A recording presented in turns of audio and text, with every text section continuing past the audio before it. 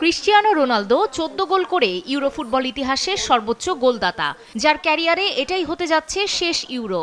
আসরটা তাই স্মরণীয় করে রাখতে চান গত ফিফা বিশ্বকাপে হৃদয় ভেঙে ফেরা এই পর্তুগিজ মহাতারকা। তার দল পর্তুগাল আজ ইউরো চ্যাম্পিয়নশিপে মুখোমুখি হচ্ছে স্লোভেনিয়ার, যাদের বিপক্ষে গত মার্চে এক ফ্রেন্ডলি ম্যাচে 2-0 গোলে হেরেছিল রোনালদোরা। এদিকে চলতি ইউরোর গ্রুপ পর্বের প্রথম 2 ম্যাচ জেতা পর্তুগাল নিজেদের শেষ ম্যাচে জর্জিয়ার কাছে হেরেছে 2-0 গোলে। রোনালদো এই আসরে এখনও গোল পাননি, তবে একটা অ্যাসিস্ট করেছেন। রবার্তো মার্তিনেজ জর্জিয়ার বিপক্ষে মূল একাদশে তারকা খেলোয়াড়দের না নামিয়ে বিশ্রাম দিয়েছিলেন, আর এতেই ঘটেছিল বিপত্তি। তাই নকআউটের ম্যাচে কিছুটা কৌশলী হয়ে খেলতে হবে গত আসরের কোয়ার্টারে উঠতে ব্যর্থ হওয়া পর্তুগিজদের।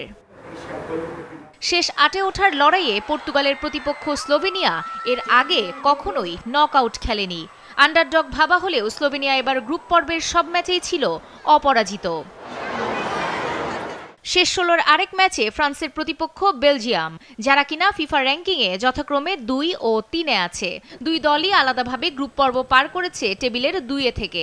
ফ্রান্স তাদের প্রথম ম্যাচ জিতলেও বাকি 2 ম্যাচ থেকে ফিরেছে ড্র করে।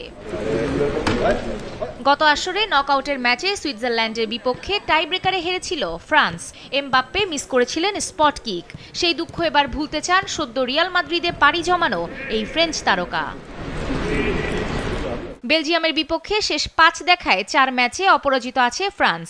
এদিকে সোনালী প্রজন্ম হারিয়ে গেছে এমন কথা শোনা বেলজিয়াম আসরের প্রথম ম্যাচেই হেরেছিল স্লোভাকিয়ার কাছে। বেলজিয়ান ফুটবলাররা যার যার ক্লাবে আলো ছড়ালেও দেশের জার্সিতে অনেকটাই মলিন। আজকের ম্যাচে লুকাকু ব্রুইনারা স্বরূপে ফিরতে প্রস্তুত।